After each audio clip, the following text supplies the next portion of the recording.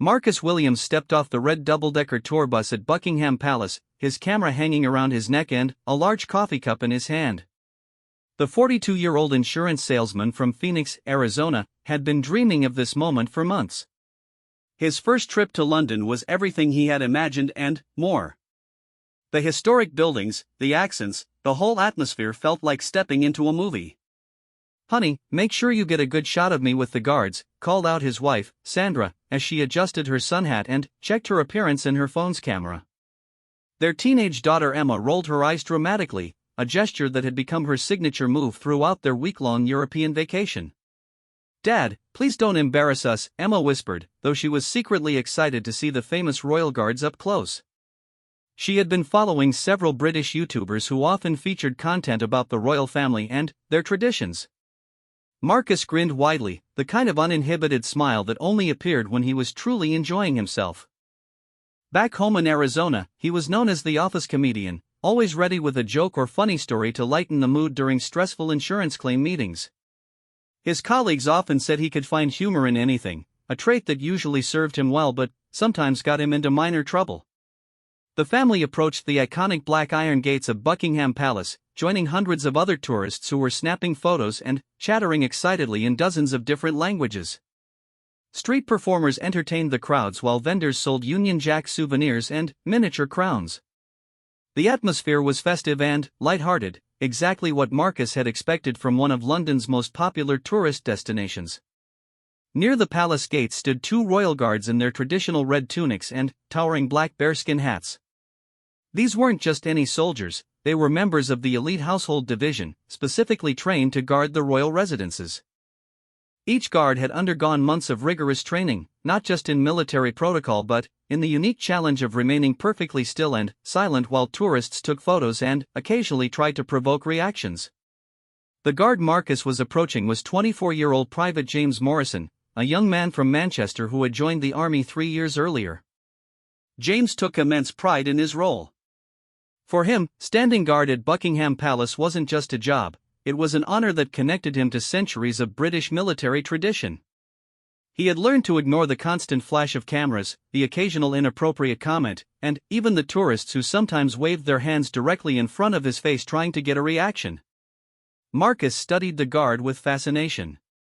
The man stood absolutely motionless, his expression completely neutral, staring straight ahead with unwavering focus. The precision of his uniform was remarkable, every button polished, every crease perfectly aligned.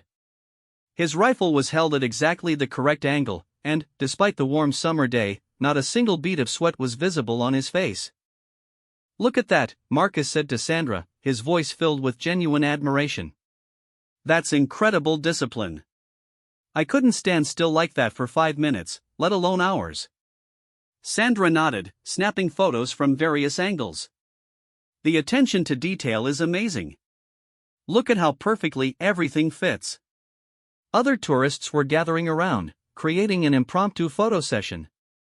A family from Japan was taking turns posing next to the guard, while a group of college students from Germany were making silly faces in their selfies, trying unsuccessfully to get the guard to crack a smile. Marcus watched these interactions with growing amusement. He had always been fascinated by people who could maintain such serious composure, probably because it was so different from his own naturally outgoing personality. Back home, he was the guy who made small talk with grocery store clerks and told jokes to waiters. The idea of standing completely silent and motionless was almost incomprehensible to him. "I wonder what would actually make him react," Marcus mused aloud, taking a sip of his coffee. The drink was a large cappuccino he had purchased from a nearby cafe, still warm and topped with a generous layer of foam. Emma looked at her father with sudden alarm. She knew that tone in his voice, it was the same one he used right before he decided to do something that would make her want to hide under a rock. "Dad, whatever you're thinking, don't." But Marcus was already lost in his own world of possibilities. He had read somewhere that the royal guards were trained to ignore almost everything, but surely there had to be limits. He wasn't thinking about anything malicious or truly disrespectful. In his mind, he was just curious about testing the boundaries of what was clearly an impressive display of self-control. "I bet if I pretended to offer him some coffee, he might at least crack a smile," Marcus said, grinning at the thought. It would be harmless, just a funny photo op.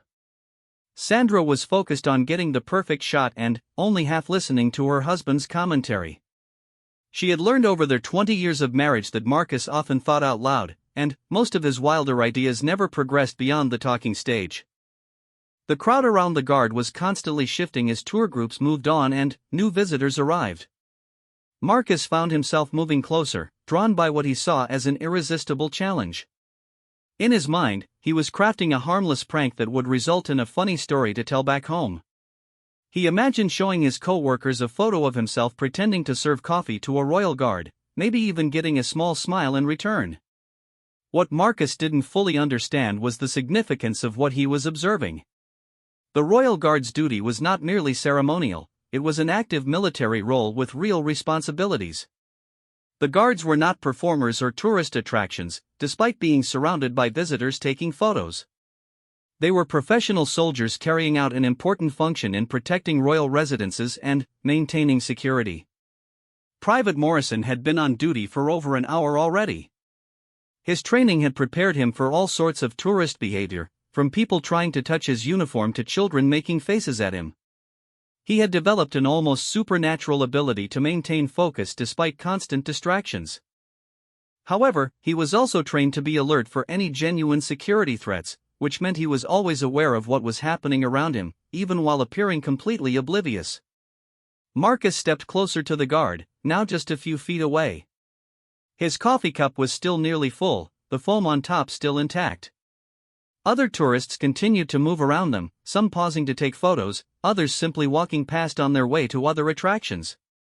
"Sir," Marcus said in a friendly voice, holding up his coffee cup slightly. "Would you like some coffee? You look like you could use a break." Private Morrison, of course, didn't respond or even acknowledge that he had heard anything. His training was absolute, he would not break character for any reason short of a genuine emergency or direct order from a superior. Marcus waited a moment, then tried again. "No? Are you sure? It's really good coffee."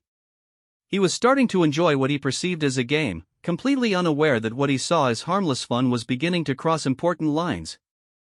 Several other tourists had stopped to watch the interaction, some finding it amusing, others looking slightly uncomfortable. A few people were recording with their phones, though Marcus didn't notice this detail that would later prove significant. Emma tugged on her father's arm. "Dad, I really think you should stop. He's doing his job." But Marcus was fully committed to his idea now. In his mind, he was on the verge of a breakthrough, surely just the right approach would get some kind of reaction. He had always prided himself on being able to make anyone laugh, and this seemed like the ultimate challenge. "Maybe he just needs a little more encouragement," Marcus said, moving even closer to the guard. The distance between them was now less than 3 feet, much closer than most tourists ventured. What happened next would become the subject of international news coverage, parliamentary questions, and a diplomatic incident that would strain relationships between nations. But, in that moment, Marcus Williams was just a tourist from Arizona, holding a cup of coffee, trying to make a royal guard smile. He raised the coffee cup higher, as if making a more formal offer. "Really great coffee here," he said more loudly, thinking perhaps the guard simply hadn't heard him clearly. "I insist you try some." The crowd around them had grown larger, with more phones now recording the interaction. Some tourists were encouraging Marcus, laughing at his persistence, while others looked increasingly concerned about where this was heading.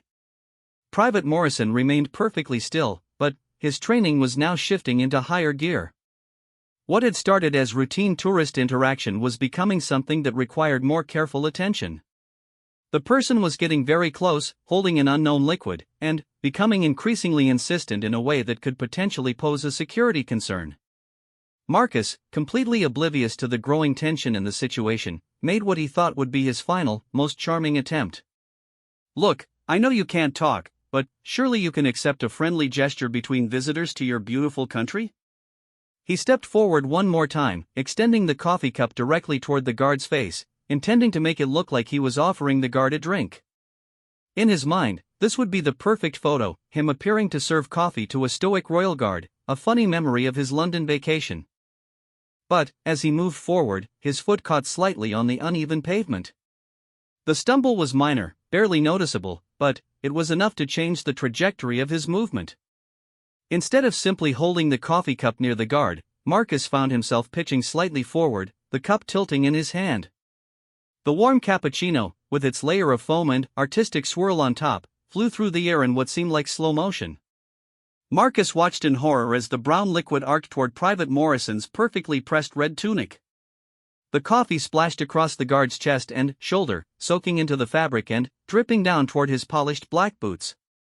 Foam clung to the decorative brass buttons, and dark stains immediately began spreading across the pristine uniform. For a moment, the entire area fell completely silent. Even the constant chatter of tourists seemed to pause as everyone processed what had just happened. Marcus stood frozen, his empty cup still in his hand, his mouth open in shock and dismay. Private Morrison, despite having warm coffee dripping down his uniform, remained perfectly still and maintained his professional composure.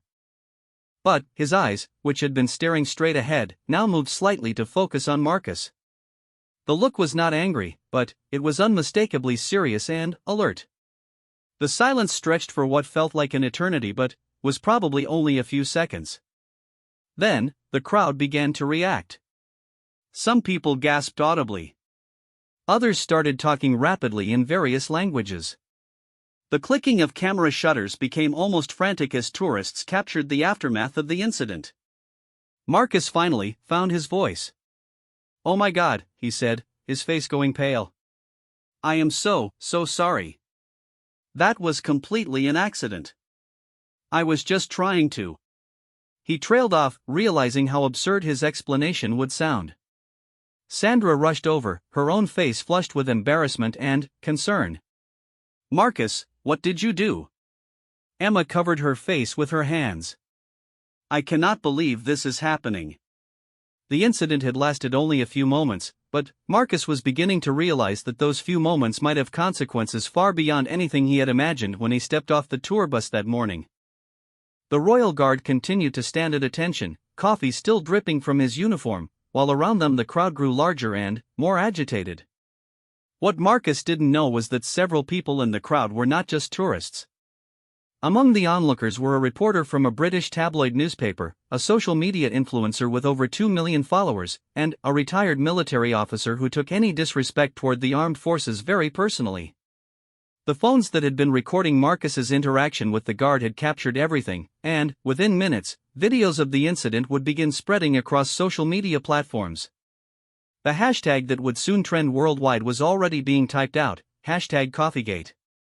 As Marcus stood there with his empty cup, coffee still dripping from the guard's uniform, he had no idea that his attempt at harmless fun had just created an international incident that would dominate news cycles for weeks to come. Within 30 seconds of the coffee hitting Private Morrison's uniform, phones across the crowd were buzzing with activity. Videos were being uploaded to Twitter, Instagram, TikTok, and Facebook faster than Marcus could comprehend what was happening around him.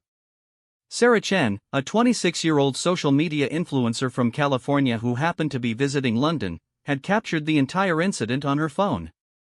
She had been documenting her European vacation for her 2.3 million followers when she witnessed what she immediately recognized as content gold.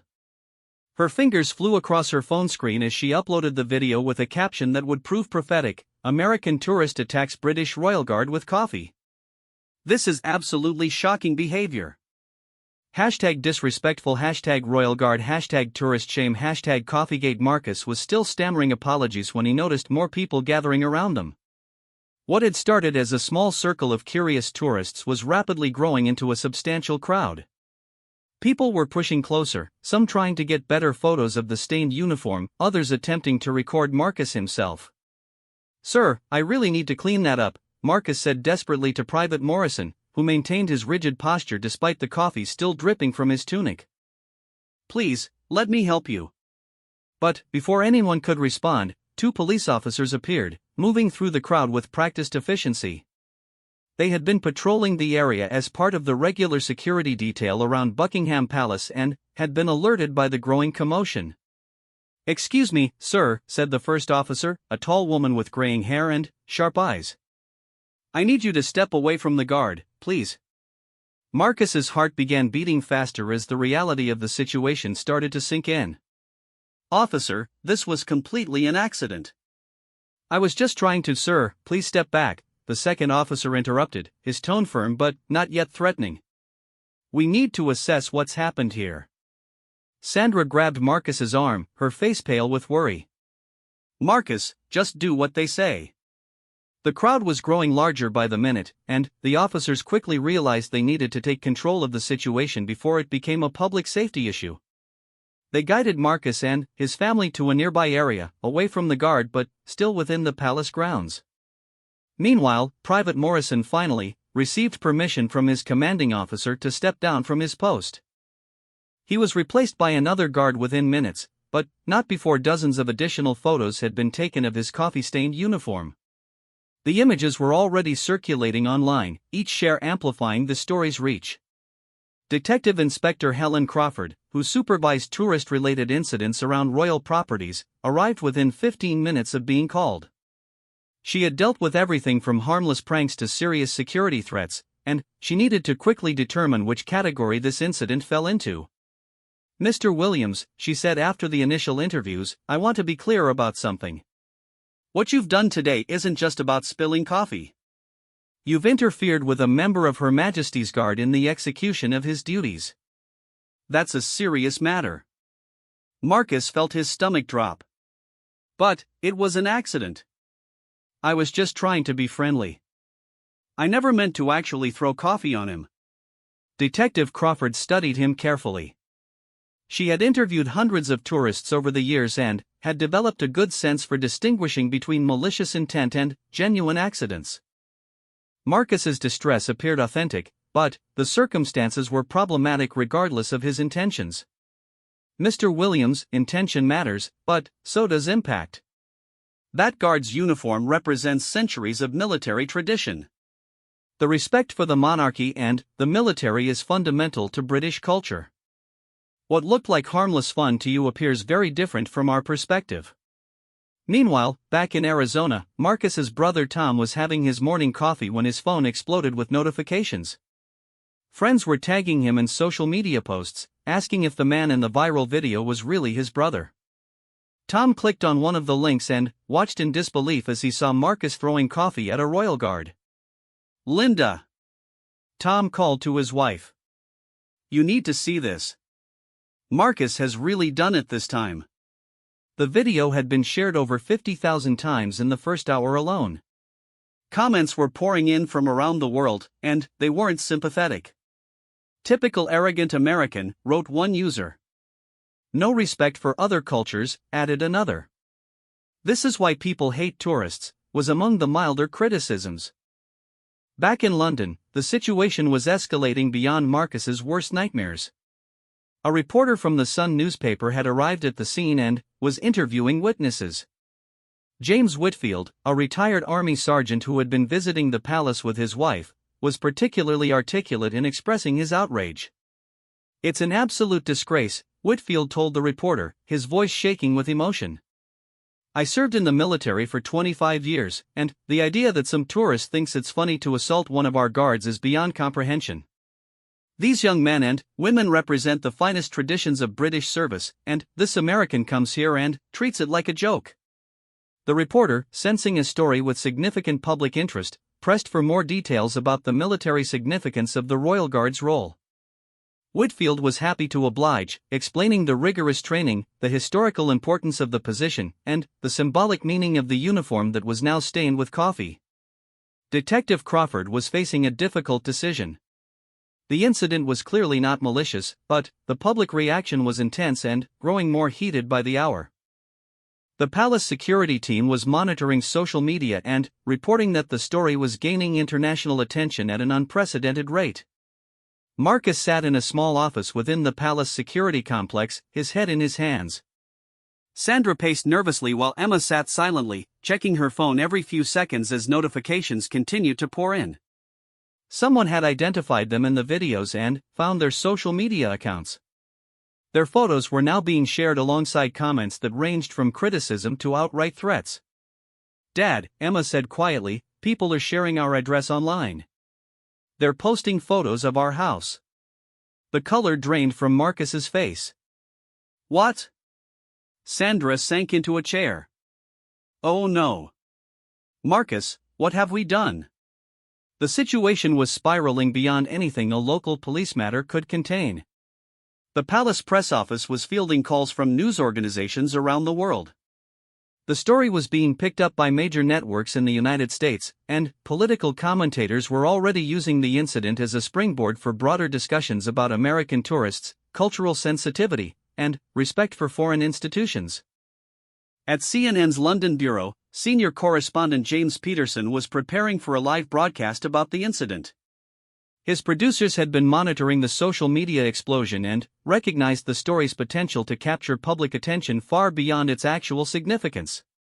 This incident, Peterson explained to viewers, has struck a nerve here in the UK.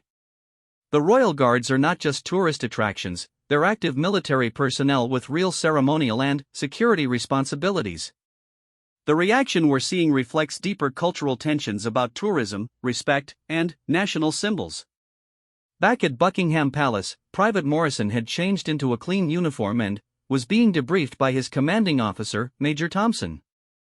The young soldier was handling the situation with remarkable professionalism, but the incident had nonetheless been a significant disruption to established protocols. Morrison, Major Thompson said, "You handled yourself perfectly under unusual circumstances.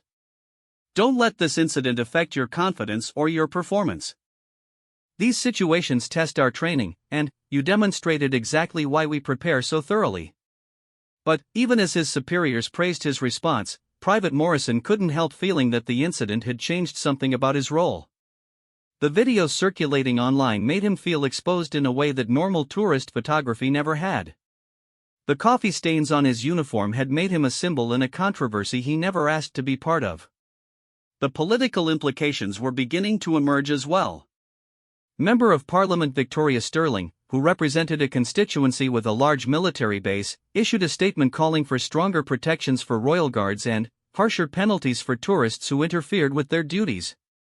"This incident demonstrates a concerning lack of respect for our military traditions," Sterling's statement read. "These guards are not entertainment for tourists. They are professional soldiers serving their country with dignity and honor. We must ensure they can carry out their duties without harassment or assault." The word assault in the official statement sent shockwaves through news coverage. What had started as a story about a tourist mishap was now being characterized as an attack on a member of the British military. Marcus was allowed to call his brother Tom, who had been frantically trying to reach him since seeing the videos online. "Tom," Marcus said, his voice shaky, "I think I'm in real trouble here." "Marcus, what the hell were you thinking? The video is everywhere. People are calling for your arrest. There are news vans outside your house." The reality hit Marcus like a physical blow. News vans? At our house? Linda had to take the kids to her mother's place. The neighbors are furious about all the attention. And, Marcus, some of the comments online are really scary. People are angry. As the hours passed, the story continued to grow. International news outlets were picking it up, each adding their own interpretation and cultural context. In France, the incident was being discussed as an example of American cultural imperialism. In Germany, it sparked debates about tourism etiquette. In Australia, talk radio hosts were taking calls from listeners sharing their own stories of embarrassing tourist encounters. The hashtag #CoffeeGate was trending in 12 countries by evening, with millions of posts sharing opinions, memes, and increasingly creative retellings of the basic story. Some users defended Marcus as a well-meaning tourist who made an innocent mistake, but they were vastly outnumbered by those who saw the incident as representative of broader problems with American behavior abroad. Detective Crawford met with Marcus and his family again as evening approached. The pressure from her superiors was intensifying, and she needed to make some difficult decisions about how to proceed. "Mr. Williams," she said, "I want you to understand that this situation has grown far beyond what any of us expected. The public reaction has been significant. We're going to need to consider formal charges." Sandra gasped. "Charges? For an accident?" Mrs. Williams, the law doesn't require malicious intent for charges of assault or interference with military personnel. The act itself, regardless of intention, may constitute a criminal offense. Marcus felt the walls closing in around him. What had started as what he thought would be a funny tourist moment was becoming a nightmare that was affecting not just him but his entire family. The vacation that was supposed to create happy memories was turning into an international incident that would follow them for years to come. As they left the palace complex that evening, escorted by police to avoid the growing crowd of reporters and curious onlookers, Marcus caught sight of Private Morrison's replacement standing guard in a spotless uniform. The guard's posture was perfect, his expression neutral, his focus unwavering. For the first time, Marcus truly understood what he had disrupted. This wasn't a performance or tourist attraction, it was a young person doing an important job with skill, dedication, and pride. The coffee stain on the uniform hadn't just been a mess to clean up, it had been a mark of disrespect on something that represented service, tradition, and national identity. The drive back to their hotel was silent, broken only by the constant buzzing of their phones as notifications continued to pour in. The story was far from over, if anything, it was just beginning. By the next morning, the story had exploded into a full-scale international media phenomenon. Marcus woke up in his London hotel room to find that the incident had made the front page of nearly every major British newspaper. The headlines ranged from relatively mild, tourist coffee mishap sparks outrage, to sensational, American attacks Royal Guard in palace assault. The Sun's headline read Coffee attack on our heroes with a large photo of Private Morrison's stained uniform. The Daily Mail went with arrogant Yank humiliates British soldier, while even the traditionally restrained Times ran the story prominently with Palace incident raises questions about tourist behavior. Marcus's phone had been buzzing non-stop since 5 a.m. with calls from news organizations around the world requesting interviews. CNN, Fox News, BBC, Sky News, and dozens of other outlets wanted to speak with him directly. His voicemail was full, his email inbox had crashed from the volume of messages, and his social media accounts had been overwhelmed with thousands of comments and messages. Sandra sat on the edge of the hotel bed, scrolling through her phone with tears in her eyes. "Marcus, look at this," she said, showing him a news segment from Good Morning America. "They're calling you the coffee tourist like you're some kind of terrorist." The segment featured a panel discussion about American tourists abroad, with cultural experts analyzing the incident as an example of broader issues with cultural sensitivity and respect for foreign institutions.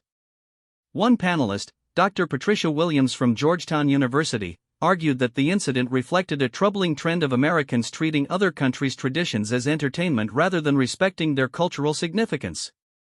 Emma had barely spoken since the incident, spending most of her time hiding in the hotel bathroom to avoid the constant media attention. Her Instagram account had been flooded with comments from classmates back home, some supportive but many mocking her family's sudden notoriety. "Dad," she said when she finally emerged, "my friends are sending me memes about you. There's one where they put your face on a villain from a Marvel movie throwing coffee instead of weapons." The memes had indeed taken on a life of their own. Creative internet users were photoshopping Marcus's face onto famous scenes of liquid being thrown, from movie scenes to classical paintings.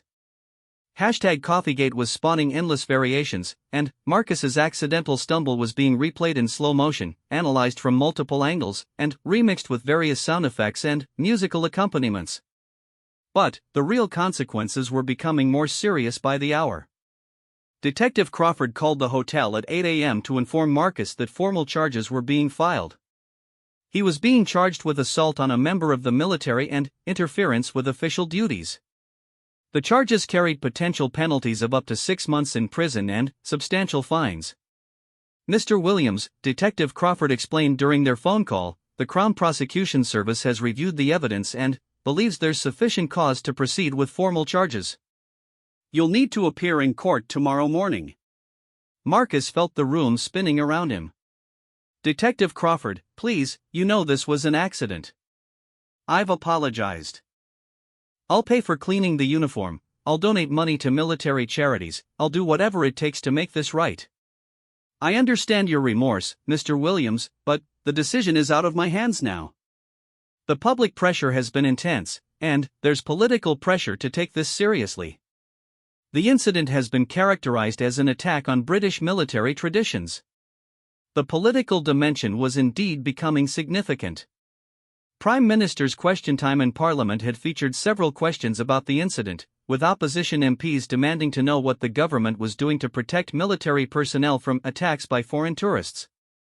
Defense Secretary Robert Harrison had issued a strongly worded statement supporting the Royal Guards and condemning any form of assault or harassment against our service members. He announced that security protocols around royal residences would be reviewed and potentially strengthened in response to the incident. The American Embassy in London was also becoming involved. Cultural attaché Maria Rodriguez had been fielding calls from British officials and American journalists trying to understand the broader implications of the incident. The embassy was walking a delicate line, needing to support an American citizen while also respecting British concerns about the treatment of their military personnel.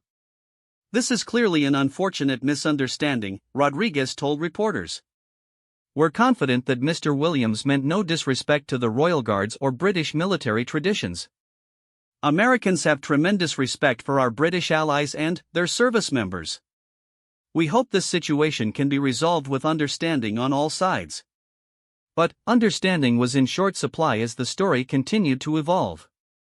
British veterans organizations were organizing protests outside the American embassy.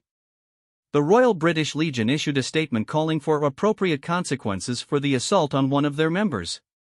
Military families were sharing their own stories of service and sacrifice, contrasting their dedication with what they saw as Marcus's frivolous disrespect. Meanwhile, the incident was having unexpected consequences for tourism and diplomatic relations.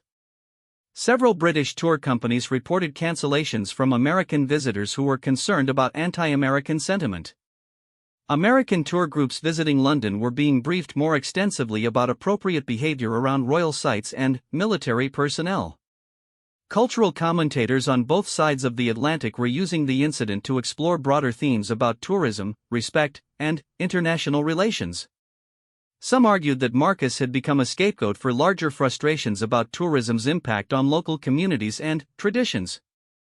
Others maintained that his behavior, regardless of intent, deserved serious consequences as a deterrent to future incidents. The legal representation Marcus had hired, solicitor Jennifer Matthews, was working frantically to prepare a defense strategy. Matthews specialized in tourist-related legal issues and had handled everything from minor infractions to serious criminal charges involving visitors to the UK. "Marcus," she explained during their consultation, "the challenge we're facing is that intent isn't really relevant to the charges. The law prohibits interference with military personnel regardless of whether that interference was intentional. The prosecution doesn't need to prove you meant to throw coffee at the guard, they only need to prove that you did throw coffee at the guard." Marcus slumped in his chair. "So it doesn't matter that it was an accident?" "It matters for sentencing if you're convicted, and it matters for public perception, but it doesn't necessarily matter for the verdict itself. However, we do have some potential arguments. We can focus on the accidental nature of the contact, your immediate remorse, and your lack of any criminal history or malicious intent." The media coverage was becoming increasingly polarized. Conservative British outlets were treating Marcus as a symbol of American disrespect and cultural insensitivity. Progressive American outlets were portraying him as a victim of overreaction and nationalist fervor. The truth, as usual, was somewhere in between, but nuance was being lost in the rush to turn the incident into a broader cultural and political statement. Social media analytics showed that #CoffeeGate had generated over 10 million posts across all platforms in just 48 hours. The incident was being discussed in languages Marcus had never heard of, in countries he couldn't locate on a map. His face was recognizable to millions of people who knew nothing about him except that he had thrown coffee at a British soldier. The psychological toll on Marcus and his family was becoming severe. Sandra was barely sleeping, constantly checking news coverage and social media for any developments. Emma was refusing to leave the hotel room, mortified by the global attention and worried about facing her classmates when they returned home. Marcus himself was swinging between periods of intense guilt and flashes of anger at how the situation had spiraled so far beyond the reality of what had actually happened. "I feel like I'm living in a nightmare," Marcus told his wife as they sat in their hotel room, watching yet another news segment about their situation. "I made a mistake, a stupid, thoughtless mistake, but people are acting like I committed a terrorist attack." Dr. James Peterson, a crisis communication expert who had been following the story, offered some perspective during a BBC interview. "What we're seeing here is how social media can amplify and distort incidents beyond all proportion to their actual significance. Mr. Williams made a cultural misstep that would have been forgotten in a day just 20 years ago. But, in our current media environment, that misstep becomes global news within hours." Private Morrison, meanwhile, was dealing with his own unexpected celebrity. The young soldier had been interviewed by his commanding officers about the incident and had handled the questions with the same professionalism he had shown during the original incident. He expressed no personal animosity toward Marcus and emphasized his commitment to continuing his duties regardless of the disruption. "Private Morrison has conducted himself with exemplary professionalism throughout this incident," Major Thompson told reporters. "He represents the finest traditions of British military service, and we're proud of how he's handled this challenging situation." But the incident had changed Morrison's daily experience in ways that would have long-lasting effects.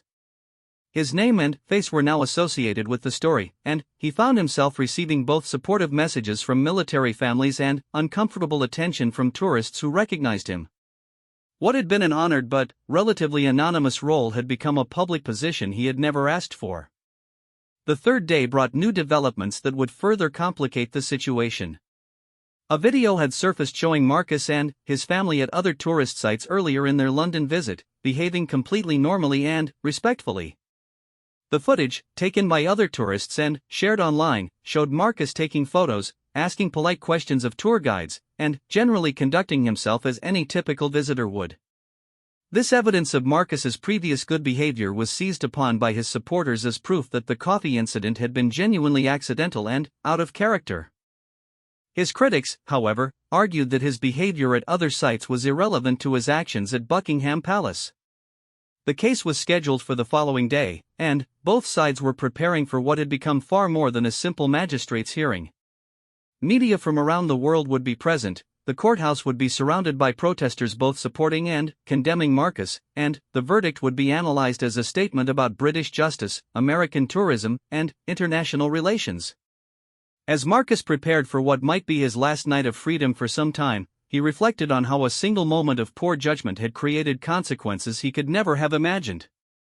The coffee cup that had seemed so harmless in his hand just 3 days ago had become the center of an international controversy that was affecting real people's lives and careers on both sides of the Atlantic. The story was far from over, and Marcus was beginning to understand that regardless of the legal outcome, the incident would follow him for the rest of his life. The morning of Marcus Williams's court hearing dawned grey and drizzly, matching the somber mood that had settled over London as the coffee incident entered its 4th day of international coverage. Outside Westminster Magistrates' Court, barriers had been erected to control the crowds that had been gathering since dawn. Protesters with signs reading "Respect our guards" stood opposite counter-protesters holding banners declaring accidents aren't crimes. Marcus sat in the back of a police vehicle, watching the crowds through tinted windows as they approached the courthouse. The sight of so many people gathered because of his actions was surreal and terrifying. Camera crews from networks across the globe were setting up their equipment, and reporters were conducting live broadcasts in multiple languages. "I never imagined something like this," Marcus said quietly to his solicitor, Jennifer Matthews. "All these people, all this attention, because I spilled a cup of coffee." Matthews nodded grimly. "Unfortunately, Marcus, your case has become about much more than what you actually did. It's become a symbol, and symbols are judged differently than actions."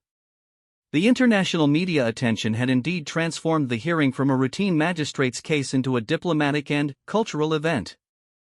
The American ambassador to the UK, Robert Chen, had issued a statement expressing hope for a fair resolution while emphasizing the strong friendship between the two nations.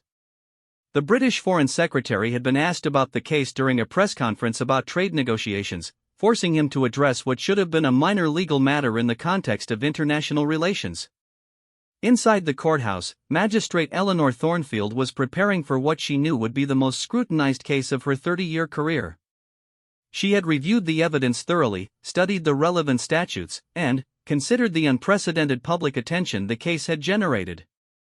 Her decision would be analyzed not just as a legal ruling but as a statement about British values and justice.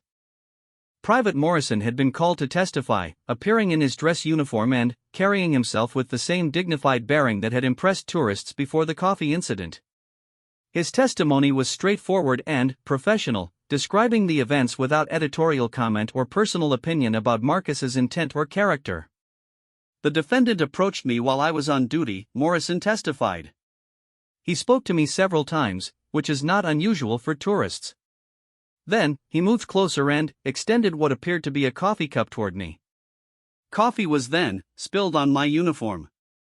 Under cross-examination by Matthews, Morrison acknowledged that he had not felt personally threatened by Marcus's behavior and that he believed the contact with the coffee had been accidental rather than intentional. "Private Morrison," Matthews asked, "in your opinion, did Mr. Williams appear to be trying to harm you or show disrespect to your position?" "No, ma'am," Morrison replied. "He seemed to be attempting some form of interaction, though one that was inappropriate for my duties. When the coffee spilled, he immediately appeared distressed and apologetic." This testimony was crucial for Marcus's defense, but it wasn't the only evidence being considered. The court viewed multiple videos of the incident taken from different angles, each showing the same sequence: Marcus approaching the guard, attempting to engage him in conversation, extending the coffee cup, stumbling slightly, and the coffee spilling onto the uniform. The prosecution, led by Barrister David Sterling, argued that intention was irrelevant to the charges. "Your Honor, while Mr. Williams may not have intended to assault Private Morrison, his actions nonetheless constituted an assault under British law. The interference with a member of the military in the performance of his duties is a serious matter that requires serious consequences." Sterling emphasized the symbolic importance of the Royal Guards and the need to protect military personnel from any form of harassment or interference, regardless of the perpetrator's intentions. He pointed to the disruption caused by the incident, the international attention it had generated, and the need to deter similar behavior from future tourists. The defense focused on Marcus's character, his lack of criminal history, and the clearly accidental nature of the coffee contact. Matthews presented testimonials from Marcus's colleagues, friends, and neighbors back in Arizona, all describing him as a respectful, law-abiding citizen who would never intentionally harm anyone. "Your Honor," Matthews argued, "Mr. Williams is a tourist who made a cultural misstep, not a criminal who attacked a soldier." The escalation of this incident beyond all proportion to its actual significance has created a situation where an honest mistake is being treated as an assault. Justice requires proportionality. Marcus himself testified for nearly an hour, describing his background, his respect for military service, his own father had been a Vietnam veteran, and his genuine remorse for the incident. His testimony was emotional and appeared sincere, but it was also broadcast live to millions of viewers who had already formed opinions about his character and actions. "I want to apologize again to Private Morrison, to his family, and to everyone who has been offended by my actions," Marcus said, his voice breaking slightly. "I never intended any disrespect. I was trying to be friendly in what I thought was a harmless way. I realize now how inappropriate and thoughtless my behavior was, and I will regret it for the rest of my life." The courtroom was packed with journalists, legal observers, and members of the public who had won seats in a lottery system. The atmosphere was tense, with supporters and critics of Marcus separated by court security to prevent any disruptions. During the lunch recess, demonstrations outside the courthouse intensified. A group of British veterans, led by James Whitfield, the retired sergeant who had witnessed the original incident, held a peaceful protest calling for Marcus to receive the maximum penalty. Their signs read "Respect our service" and "Justice for our guards." Counter-demonstrators, including some American tourists and British citizens who felt the response had been excessive, held their own rally calling for understanding and proportionality. Their signs read "Accidents happen" and "Tourism isn't terrorism." The competing demonstrations reflected the broader cultural and political divisions the incident had exposed. Social media continued to buzz with commentary from people around the world, many of whom had strong opinions despite having no direct connection to Britain, America, or military service. When court reconvened, Magistrate Thornfield delivered her verdict after nearly an hour of deliberation. Her decision would be remembered as a landmark ruling in an increasingly connected world where local incidents could become global controversies within hours. I have considered all the evidence presented in this case, Magistrate Thornfield began, her voice carrying clearly through the packed courtroom. I have reviewed the videos, heard testimony from the complainant and the defendant, and considered the legal precedents that apply to charges of assault and interference with military personnel. The courtroom fell completely silent except for the clicking of camera shutters and the scratching of journalists' pens on notepads. While I find that Mr. Williams's actions were inappropriate and showed poor judgment, I am not convinced beyond reasonable doubt that they constituted intentional assault. The evidence suggests that the contact with coffee was accidental, occurring as a result of Mr. Williams's stumble rather than deliberate action. Marcus felt a wave of relief wash over him, but Magistrate Thornfield was not finished. However, Mr. Williams's behavior in approaching the guard so closely and persisting in attempts to engage him was inappropriate and showed a lack of understanding of and respect for British military traditions. This behavior, while not rising to the level of criminal assault, nonetheless requires consequences. The magistrate sentenced Marcus to a conditional discharge, meaning he would have no criminal record if he stayed out of trouble for 12 months. However, she also ordered him to pay substantial fines covering court costs, compensation for uniform cleaning and replacement, and a donation to British military charities. More importantly, Magistrate Thornfield continued, I am ordering Mr. Williams to participate in a cultural education program about British military traditions and to perform community service working with veterans organizations. The goal is not punishment but education and understanding. The verdict was met with mixed reactions. Veterans groups expressed disappointment that Marcus had not received jail time, while civil liberties advocates praised the magistrate's recognition that accidents should not be criminalized. Marcus himself was simply relieved to avoid prison, though he understood that the global controversy would continue regardless of the legal outcome. In her final comments, Magistrate Thornfield addressed the broader implications of the case. This incident has become a symbol of larger tensions about tourism, respect, and cultural understanding. While the law must be applied consistently regardless of public opinion, we must also remember that justice requires proportionality and common sense. Outside the courthouse, Marcus faced a gauntlet of reporters and cameras as he left with his legal team.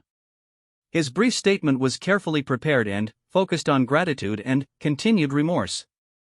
I'm grateful for the court's fair consideration of this case, Marcus said, reading from prepared remarks. I want to again express my deepest apologies to Private Morrison, the British military, and everyone who was offended by my actions. I look forward to learning more about British military traditions and finding ways to give back to the veterans community. The statement was met with shouted questions from reporters, but Marcus and his family quickly entered a waiting car and left for the airport. Their extended London vacation had been cut short by the incident, and they were eager to return home to Arizona and begin the process of rebuilding their lives. Private Morrison, who had watched the proceedings from the public gallery, was approached by reporters as he left the courthouse. His response was characteristically professional and measured. I'm satisfied with the court's decision, Morrison said. I hope Mr. Williams learns from this experience, and I hope it helps other visitors understand the importance of respecting military traditions and duties. The incident's aftermath would continue for months. Marcus fulfilled his community service requirements by working with veteran support organizations in Arizona, an experience that gave him a deeper appreciation for military service and sacrifice. He participated in several speaking engagements about cultural sensitivity and the importance of respectful tourism. The British military implemented new protocols for tourist interactions with royal guards, including clearer barriers and more visible signage explaining appropriate behavior. Private Morrison was promoted and eventually became an instructor, teaching new guards how to handle unusual tourist encounters with professionalism and composure. The videos of the coffee incident gradually faded from viral status, replaced by new controversies and global events. But the hashtag #Coffeegate remained in internet history, and Marcus Williams became a case study in business schools and communications programs about how quickly local incidents could become international crises in the social media age. A year later, Marcus returned to London with his family for a private visit. They toured the city quietly, taking photos and enjoying the sights like any other tourists. When they passed Buckingham Palace, Marcus paused briefly at the spot where the incident had occurred, watching the new guards standing at their posts with the same dignity and professionalism that Private Morrison had displayed.